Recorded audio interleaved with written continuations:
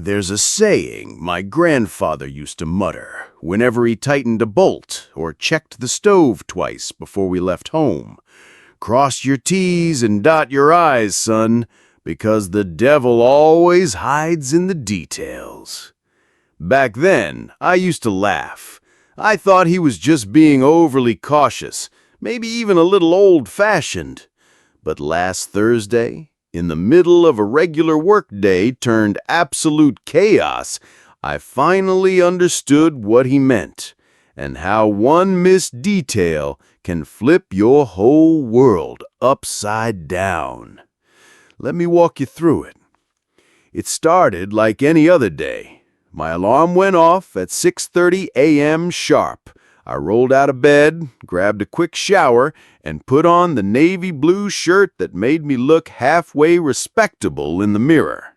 I had a big presentation that day, the kind you prep for weeks in advance, the kind that could move you from just a name in the hallway to that guy who nailed the Johnson deal.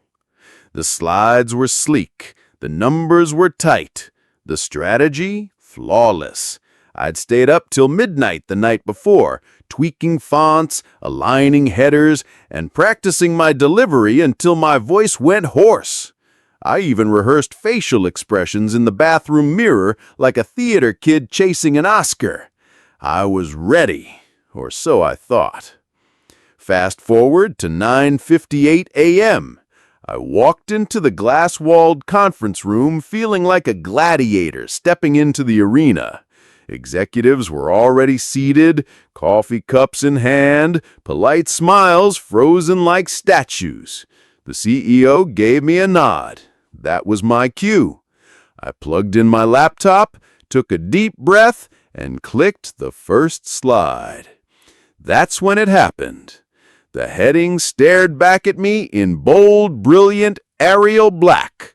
Quarterly profits. A new direction for growth. Yes, growth. Not growth, growth.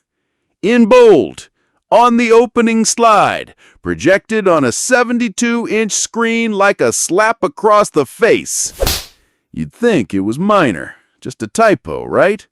But from that moment on, everything unraveled like a cheap sweater. I could see the eyes shift. A smirk here, a whisper there. Someone actually coughed in the shape of a laugh.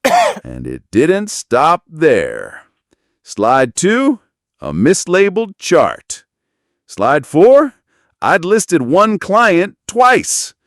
Slide 6 had a typo in our product name, our own product. It was FinSuite, but I'd somehow typed FinSuite, lowercase s. It was subtle, but to that room of sharks and suits, it was blood in the water. By the end of the presentation, I wasn't that guy who nailed the Johnson deal. I was that guy who rushed the deck, who didn't proofread, who didn't cross his T's or dot his I's. I walked out of the room flushed, hot with embarrassment, hearing the faint throb of my heartbeat in my ears. How? How had I missed so many tiny details? I sat on the bench outside the office building for almost an hour, scrolling through my presentation again and again.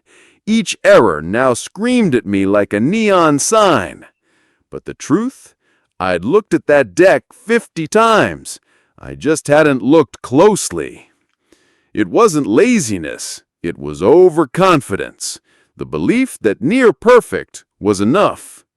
But near perfect can ruin the perfect opportunity. Later that evening, as I sat in my apartment nursing a can of Coke and shame, I remembered Grandpa's workshop. The old man with the wrinkled fingers and oil-stained overalls, turning a wrench ever so slightly until the bolt was just right. He used to say, "Don't leave loose ends, son. Even the smallest string can unravel the whole sweater." I finally got it. Success isn't just about big ideas, flashy talk, or raw confidence. It's about care, precision, It's about being the person who checks the fine print, who notices the missing comma, who rewatches the reel one last time just in case. Because someone will notice. And in the real world, attention to detail isn't a quirk, it's currency. So here's what I did. I spent that weekend rebuilding the deck from scratch. Not just fixing it, rebuilding it. I double-checked every fact, every figure, every font. I ran it past 3 colleagues and even had my sister proofread it because she's the grammar queen in the family. Then I walked back into that conference room a week later, this time unannounced. 5 minutes, I told the CEO. That's all I ask. He gave me 3. That was enough. This time, every slide landed like a punchline, every figure checked, every name in place, not a typo in sight. And on the final slide, I added a quote in the corner. Cross your T's and dot your I's, because the devil hides in the details. He smirked when he saw it, then he nodded. 2 days later, the Johnson deal was mine. Now I keep a sticky note on my desk that simply reads, "Check again." I don't send an email without rereading it twice. I triple-check names, dates, and numbers, not because I'm paranoid, but because I've learned that success doesn't just belong to the bold or the brilliant. It belongs to those who care enough to care a little more.